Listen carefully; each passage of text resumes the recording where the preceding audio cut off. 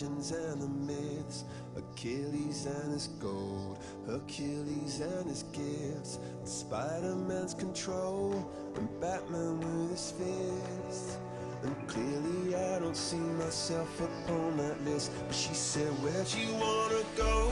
How much you wanna risk? I'm not looking for somebody with some superhuman gifts, some superhero, some fairy tale bliss. Just something I can turn to, somebody I can kiss. I want something just like this.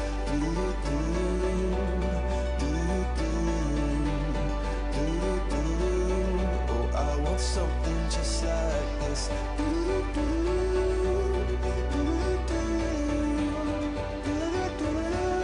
Oh, I want something just like this.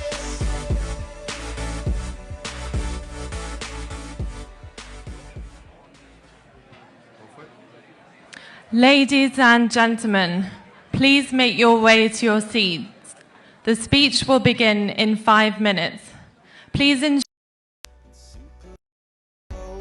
A suit before he lived, but I'm not the kind of person that it fits. She said, where'd you wanna go? How much you wanna risk? I'm not looking for somebody with some superhuman gifts, some superhero, some fairy tale bliss. Just something I can turn to, somebody I can miss. I want something just like this.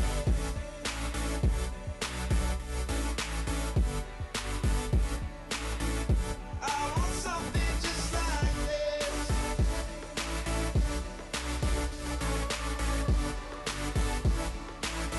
Oh, I want something just like this.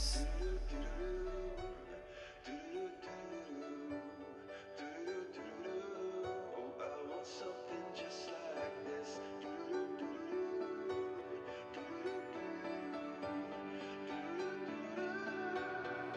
Where'd you wanna go? How much you wanna risk? I'm not looking for somebody with some superhuman gifts, some superhero, some fairy tale bliss. Just something I can turn to, somebody I can kiss. I want something just like this.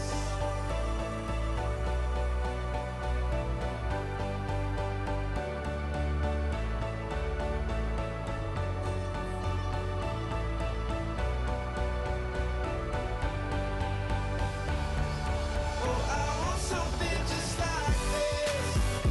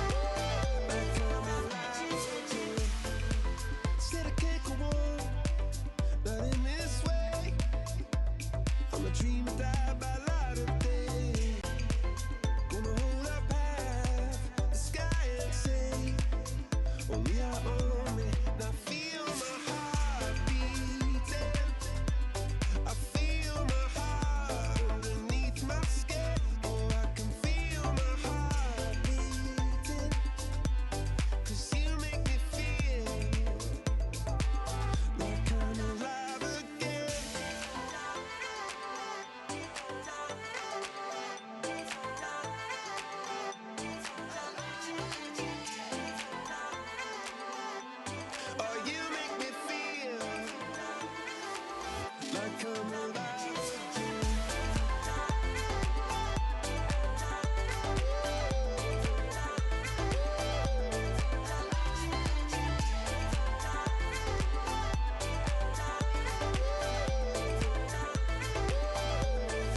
If we've only got this life and this adventure, oh then and if we've only got this life, you get me through.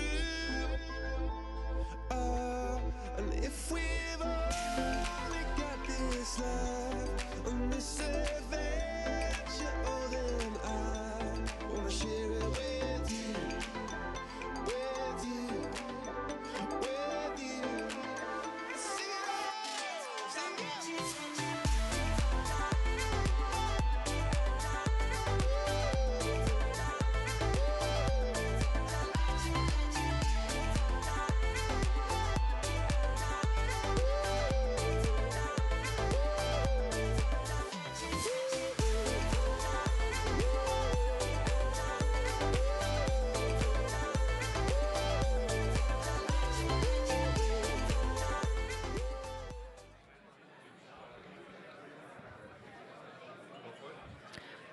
Ladies and gentlemen, please make your way to your seats.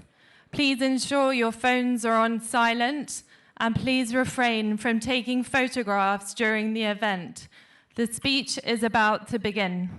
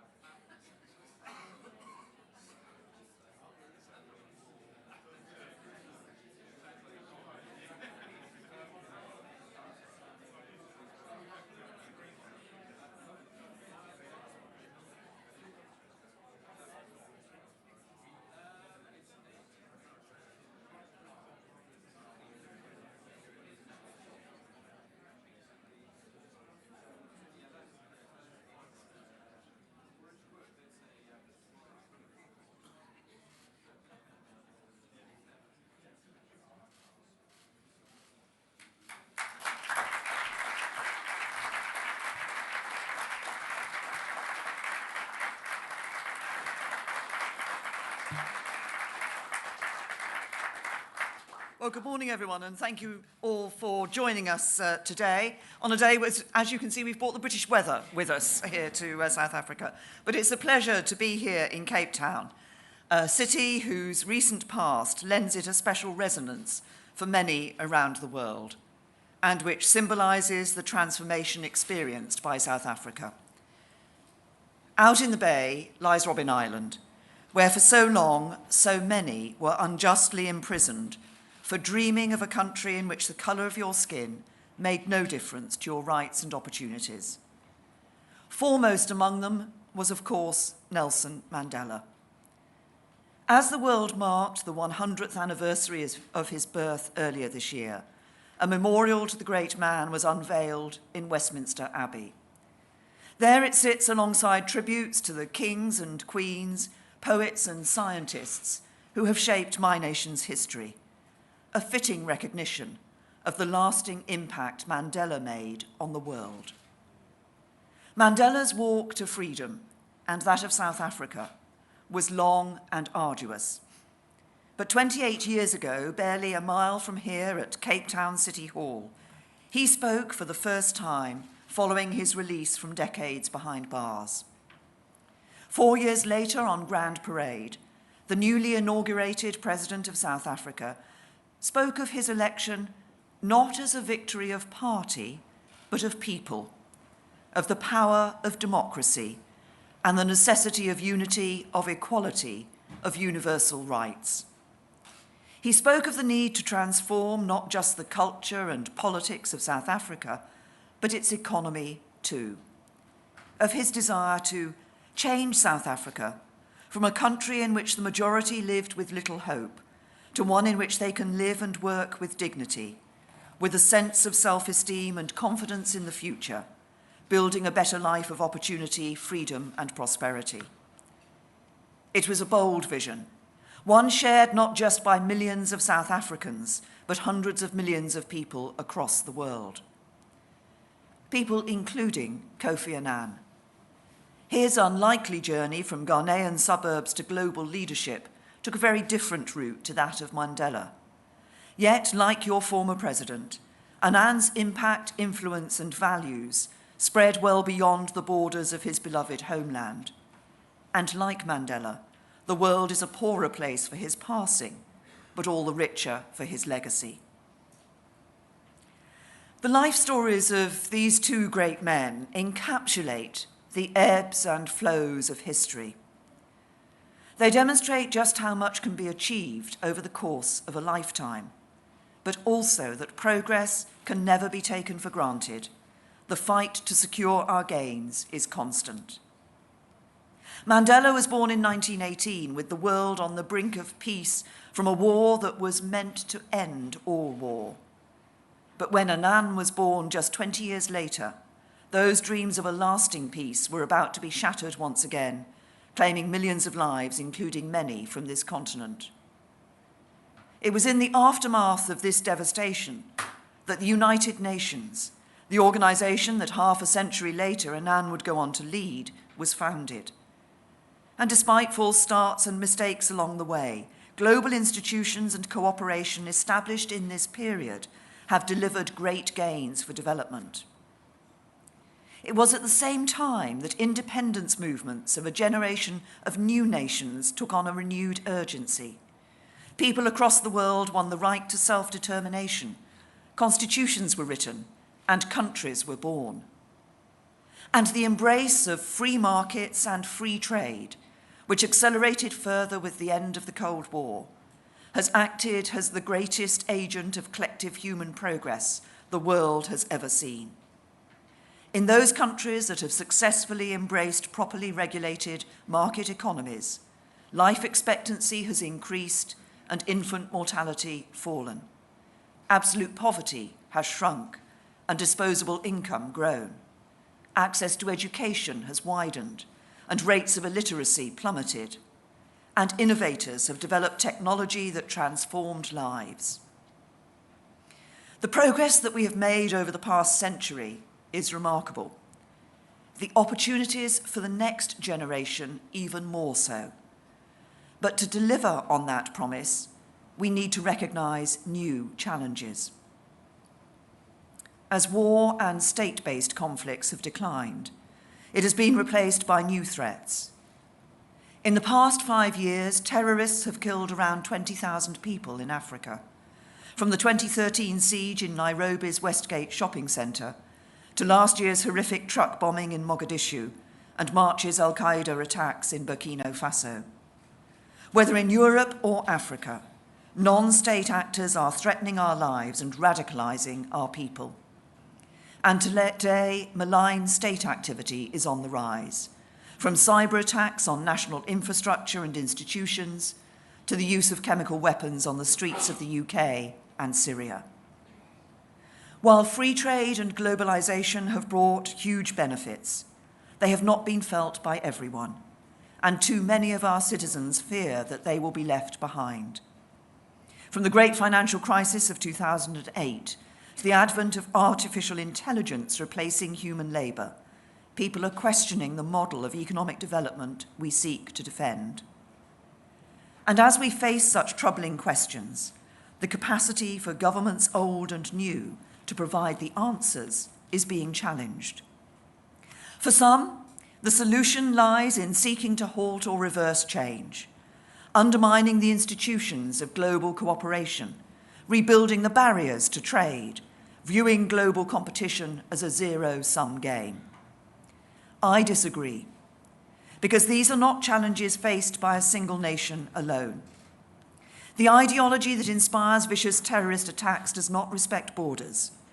A chemical weapons attack does not only harm its victims, but weakens the rules that protect us all from such behaviour. In a more connected world, we must all deal with the consequences, for good and ill, of increased mobility, not just of people through migration flows, but also of money, of data, of ideology. And we should recognise that competition and cooperation are not opposites. They can be mutually reinforcing. So now is the time for the nations of the world to come together, to cooperate, to view international competition as a process through which both sides can benefit, to work as partners, sharing our skills, our experience and our resources to tackle the challenges we face, to contain and direct the forces shaping the world, and to deliver prosperity, security and success for all our people. This week I'm visiting 3 countries, South Africa, Nigeria and Kenya, that I regard as key partners in achieving this goal. With thriving democracies, strong international ties, including through the Commonwealth, and fast-changing economies, they are typical of 21st century Africa. An Africa very different to the stereotypes that dominated previous centuries and that some people still believe even today. In 2018, 5 of the world's fastest-growing economies are African. The continent's total GDP could well double between 2015 and 2030. By 2050, a quarter of the world's population and a quarter of the world's consumers will live here. From the Western Cape to the Mediterranean come stories of increasing stability, growth, innovation, and hope. South Africa, for so long blighted by the evils of apartheid, is free, democratic, and home to one of the continent's largest economies. In Côte d'Ivoire, United Nations peacekeepers have gone home, and GDP is growing 3 times faster than in Europe. And Ethiopia, for a generation of British people often associated only with famine, is fast becoming an industrialised nation, creating a huge number of jobs and establishing itself as a global destination for investment. Yet in a situation familiar to nations around the world, progress has not been uniform. As well as emergent democracies and growing economies, Africa is home to the majority of the world's fragile states and a quarter of the world's displaced people. Extremist groups, such as Boko Haram and Al-Shabaab, are killing thousands. Africa's ocean economy, 3 times the size of its landmass, is under threat from plastic waste and other pollution. Most of the world's poorest people are Africans. and increasing wealth has brought rising inequality, both between and within nations. For example, much of Nigeria is thriving, with many individuals enjoying the fruits of a resurgent economy. Yet 87 million Nigerians live on less than $1.90 a day, making it home to more very poor people than any other nation in the world. Achieving not just growth, but inclusive growth is a challenge faced by governments in the UK, Europe, North America, and beyond. And as African economies become more successful, it is an issue that is being confronted here too. Because in the years ahead, demographic change will present further economic challenges and opportunities for this continent. Before arriving here this morning, I visited the ID Umkisi Secondary School in Gugulethu. The teenagers I met there were an inspiration, full of ideas and enthusiasm about their own futures, full of pride about the future of their country and their continent. And it's an outlook they share with so many Africans, 60% of whom are aged under 25. Such a young population represents a phenomenal level of human capital and potential. With their innovation, dynamism, and creativity, Africa's young people could enrich not only this continent, but the world economy and society at large. But to make the most of this promise, it needs to be properly harnessed. Between now and 2035, African nations will have to create 18 million new jobs every year just to keep pace with the rapidly growing population. That's almost 50,000 new jobs every single day, simply to maintain employment at its current level. That would be a huge challenge for any continent, let alone one where economic growth is still fragile and markets are still developing. And it is indicative of the need to redouble our efforts to ensure the forces shaping our world deliver for all our people. Because the challenges facing Africa are not Africa's alone. It is in the world's interest to see that those jobs are created, to tackle the causes and symptoms of extremism and instability, to deal with migration flows and to encourage clean growth. If we fail to do so, the economic and environmental impacts will swiftly reach every corner of our networked, connected world. And the human impacts, from a loss of faith in free markets and democracy as the best way to secure global growth and human rights, to greater conflict and an increased susceptibility to extremism, will be similarly global. That is why I want to create a new partnership between the UK and our friends in Africa, one built around our shared prosperity and shared security. As Prime Minister of a trading nation whose success depends on global markets, I want to see strong African economies that British businesses can do business with in a free and fair fashion, whether through creating new customers for British exporters or opportunities for British investors. Our integrated global economy means healthy African economies are good news for British people as well as for African people. That's why I'm delighted that we will today confirm plans to carry over the European Union's Economic Partnership Agreement with the Southern African Customs Union and Mozambique, once the EU's deal no longer applies to the UK. As a Prime Minister who believes both in free markets and in nations and businesses acting in line with well-established rules and principles of conduct, I want to demonstrate to young Africans that their brightest future lies in a free and thriving private sector, one driven and underpinned by transparency, high standards, the rule of law and fairness. Only in such circumstances can innovation truly be rewarded, the potential of individuals unleashed, and societies provided with the opportunities they want, need, and deserve. And as Prime Minister of a global nation, I'm all too aware that our domestic security is reliant on stability worldwide, not just in our immediate neighbourhood. From reducing drivers of illegal migration to denying refuge to terrorists who would strike our shores, in 2018, African and British security are inextricably linked and mutually dependent. That's one of the reasons why I continue to support calls for a permanent African presence on the UN Security Council. So, of course, there is an element of national self-interest in what I'm proposing. I want to do what's right for my country, just as President Ramaphosa wants what's best for South Africa. And I see no distinction between national self-interest and global cooperation. For when the multilateral system works, it does so on behalf of nation states and our people, allowing us to harness the best we each have to offer, preventing the large dominating the small, and reinforcing fairness, transparency, and the rule of law. It is not about extending geopolitical influence or creating lopsided dependent relationships. It is about the UK seeking to work more closely with the more than 50 nations of Africa to deliver our shared security and prosperity, and through this, strengthening a global system that is capable of delivering lasting benefits for all. At the very heart of that partnership should be job creation. Every African leader I speak to identifies jobs as the #1 demand of their people and their greatest political priority. Indeed, it is also at the centre of my agenda in the UK. It is the private sector that is the key to driving the growth that will deliver those jobs, transforming labour markets, opening up opportunity, and unleashing entrepreneurial spirit.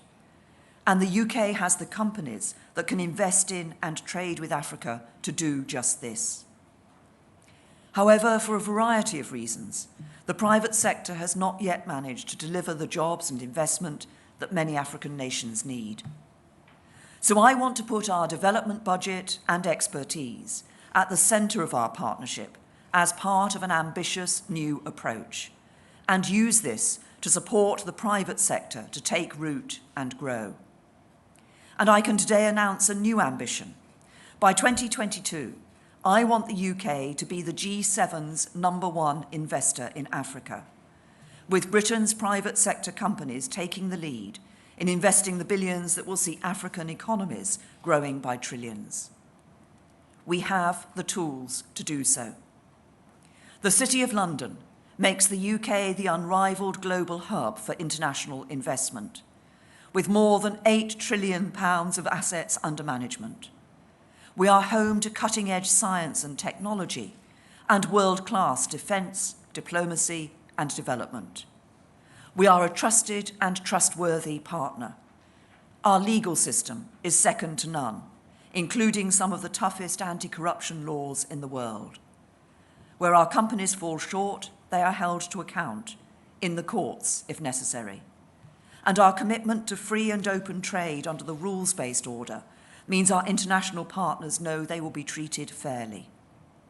So a driving focus of our development programme will be to ensure that governments in Africa have the environment, knowledge, institutions and support to attract sustainable long-term investments in the future of Africa and Africans. And to help bring those investments about, I can today announce an additional £4 billion programme of UK investment in African economies that will pave the way for at least another £4 billion of private sector financing. This includes, for the first time, an ambition from the UK Government's Development Finance Institution, CDC, to invest £3.5 billion in African nations over the next 4 years. And next year, London will host an Africa Investment Summit, helping investors and African governments forge closer ties with one another. And because markets and economies need people as well as capital, we will also be sharing our expertise, supporting partner countries in developing their business environments and institutions, integrating into global value chains, building ties with investors, and tackling barriers to growth. To do so, we will radically expand the UK government's presence in Africa, opening new missions and bringing in trade experts, investment specialists, and other policy experts. We will continue to invest in the human capital that underpins future prosperity, ensuring that young African men and women have access to the quality education, healthcare, and skills they need to fulfill their potential. And we will use our influence and global standing to encourage other developed nations and the global institutions of which we are a leading member to take the same approach. The ability to do this, to bring so much more to the table than just government funding, is what marks out the UK's development programme as so effective. Aid is a crucial part of the equation, but it is accompanied by our ability to leverage huge sums of private sector investment from our capital markets, by our world-class professional services, by our unrivaled expertise in financial services and education, by our investment in science and research, and the experience of some of the world's most innovative companies. And it is all underpinned by our respected legal system, regulatory standards and values. British investors respect ethical practices, comply with local laws, contribute to local economies, and build long-term local capability.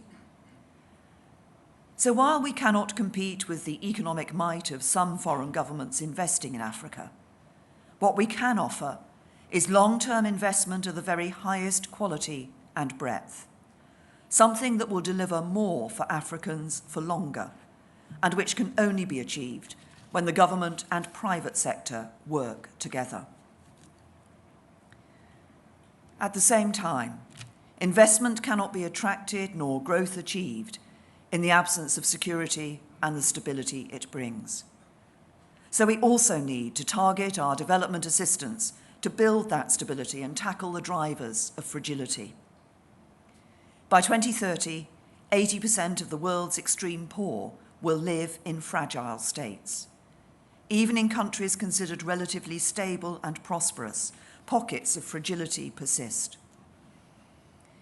The UK is already providing support for African governments that are meeting this challenge head-on. Nigerian troops on the front line against Boko Haram have received specialist training from Britain. Counter-terror operations in Mali are being supported by British Chinook helicopters. British troops in Kenya have trained African Union peacekeepers heading for Somalia, while also working with international partners to reform the Somalian security forces for the long term. UK law enforcement works hand in hand with their counterparts across Africa to tackle the destabilising menace of organised crime, from people traffickers to drug smugglers. But the answer to security challenges is not purely military or operational. It is also political. The new partnership I am proposing means working with African leaders who are driving progress, taking on the political challenges and vested interests to ensure that benefits flow to all their people. And it means building strong institutions and helping to build trust between those institutions and the people who are governed by them. Because it is from these institutions, the building blocks of nation states, that all the benefits I have described today ultimately flow. Without the stability and certainty provided by reliable legal systems, enforceable contracts, recognised standards, and so on, it is impossible for responsible private sector companies to make long-term investments. It is impossible for economies to create sufficient numbers of skilled jobs. And growth cannot be fair and inclusive if markets, whether domestic or international, are not governed by transparent and effective rules that are actively enforced. This is particularly important in the fight against corruption and dirty money, both of which have the potential to push development off course by undermining the rule of law and diverting money out of the economy. That's why, later this week, the UK will be signing a new agreement to repatriate huge sums of money that have been illegally removed from Kenya, allowing this money to be returned to its rightful owners and invested in the future of their country. And we must also support governments as they work to ensure development is not stalled by other threats. This includes boosting resilience against climate change and tackling demographic challenges by empowering women and girls with access to safe, voluntary, modern family planning, enabling access to education and skills. In setting out this new partnership with Africa, I'm making a broader proposition for how we will use our development assistance across the world, led by my excellent International Development Secretary, Penny Mordaunt.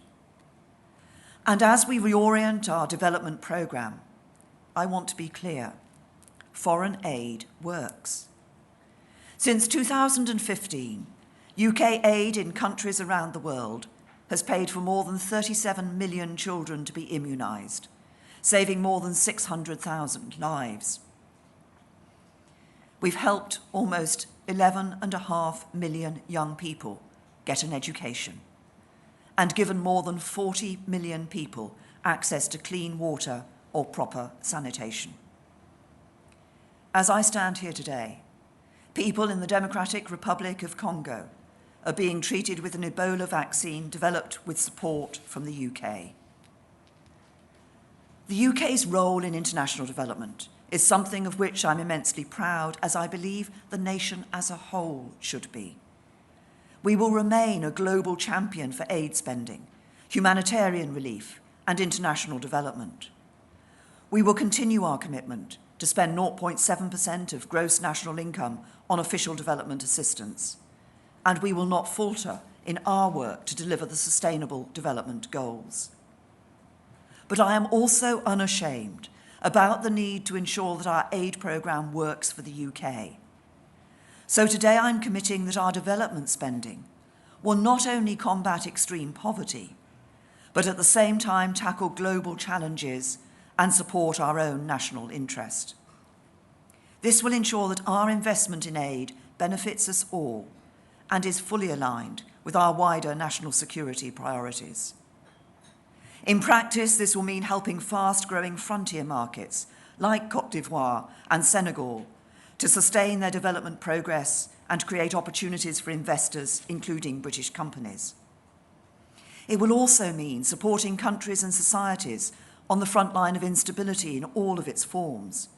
So we will invest more in countries like Mali, Chad, and Niger that are waging a battle against terrorism in the Sahel, including by opening new embassies in Niger and Chad and having a much larger presence in Mali. We will do more with countries like Jordan, who are facing the threat of Daesh's dispersal and the burden of the tragic conflict on their border with Syria, and to reinforce democracies facing state-based threats, as we recently did through our Western Balkans summit. We will use our aid programme to support a major new crackdown on illicit finance and organised crime, deploying expertise in financial centres around the world, and increasing our work with law enforcement to return more of the billions of dollars that have been stolen from countries in Africa and elsewhere. And we will invest more resources into countering illegal migration, modern slavery, and trafficking in people.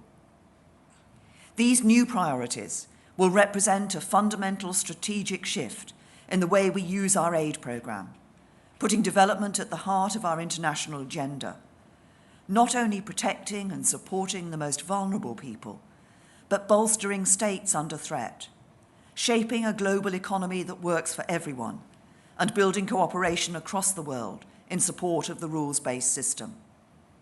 And we will use our future spending plans to set out these proposals in more detail.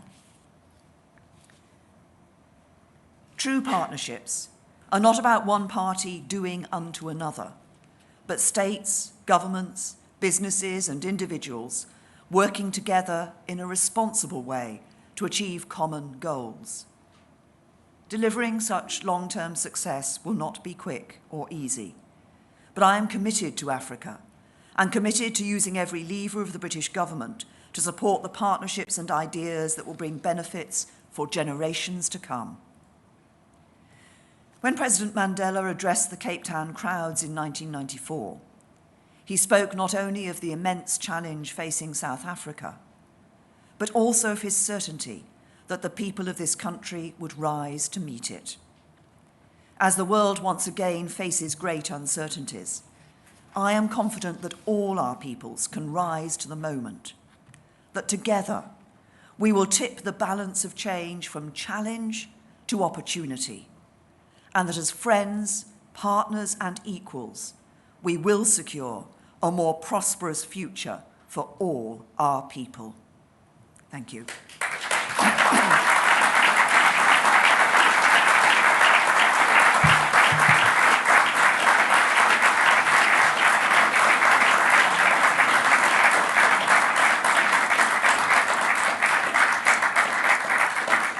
Now, I will just take a few questions from the media. Harry.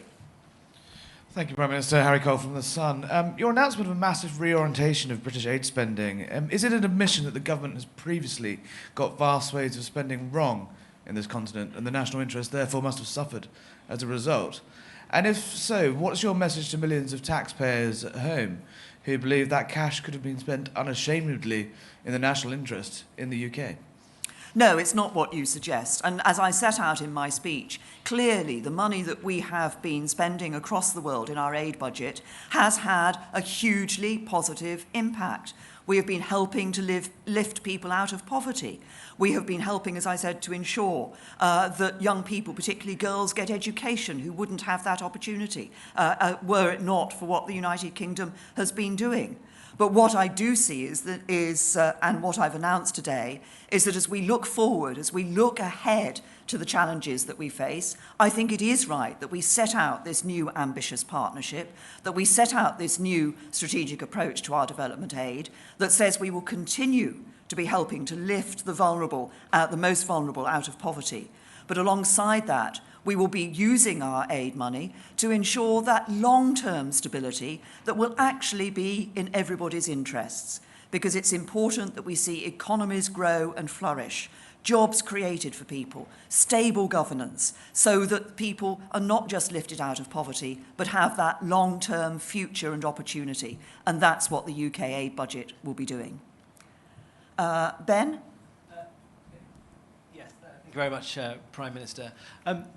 Many people might ask, though, since we are in sub-Saharan Africa, surrounded by these burgeoning economies with very fast growth rates, why are we spending the same amounts of money, even in this new way, at all on these countries? Shouldn't there be other things that we could be spending this aid money on? Well, I think I've set out in my speech the importance of the aid budget, the importance of the partnership that I'm setting out for the United Kingdom with Africa in the future. It is in all our interests, as we look across this great continent of Africa, it is in all our interests that we help African economies not just to grow, but be able to show the benefits of that growth to all of their people, and that growth to be sustainable. That we see that private sector investment, which means that these are long-term opportunities for people, because that will create the opportunities that will ensure that we can also deal with some of the great challenges which we're facing in the UK and Europe and around the rest of the world. Challenges such as the questions of migration, extremism, and so forth. That's what I've set out in the speech. Dan, from The Guardian. Yeah. Hi. I just want to follow up from Harry's question on aid. Can you just sort of give some examples of how far the aid programme will reorient as a part of the sort of national security precondition that you've suggested? Will we see a big shift in spending, and onto what? Can you give any idea what kind of programmes are good programmes and what kind of programmes the UK should stop spending on? Well, first of all, as I'm talking about, it's a new strategic approach to development. As I said in the speech, we'll be setting out the more detailed spending plans in due course.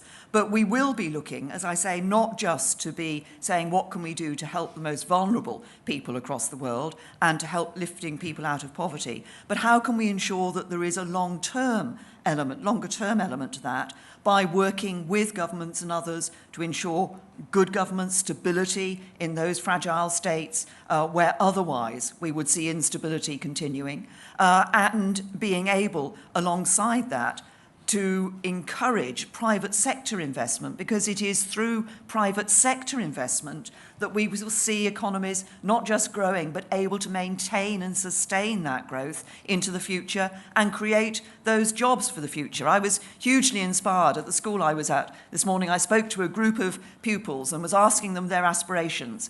And one of the young girls there said, I want to be a businesswoman. I want to create a business because I want to create jobs for people here in South Africa. I think that was a great aspiration for that young woman to have. Michael.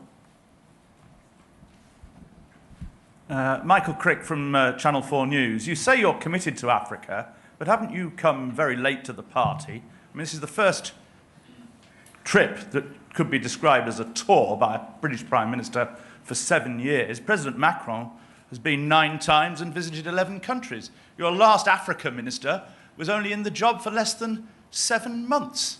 Haven't you and your government and the previous government rather neglected Africa, and you're now desperately trying to catch up? No, Michael, and I think you can just look at the number of visits that the former Foreign Secretary made just last year to Africa as an example of that. We have been working with African nations, with African governments in the past. What I'm talking about today is a new partnership for the future, recognising the challenges that we both face. Now, I'll take a couple of local. SABC? We have SABC? Yes. Thank you, Prime Minister. My name is Bulelani from SABC. I just want to get your understanding of a proposed policy on land expropriation without compensation. We had a tweet last week by the US President who views it as land grabs. I just want to get the UK's perspective. How do you view this proposed policy? Thanks. Yeah, well, the UK has, for some time now, supported land reform that is legal, that is transparent, that is generated through a democratic process.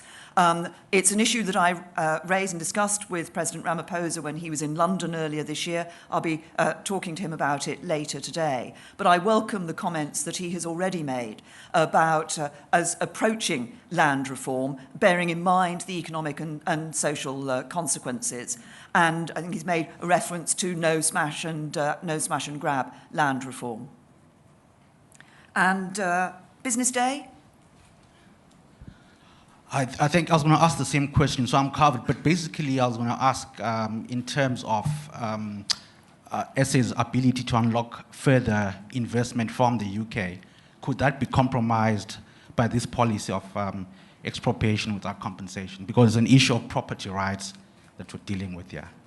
Well, as I say, I welcome the comments that President Ramaphosa has already made about the approach to land reform, bearing in mind the economic and social aspects of it.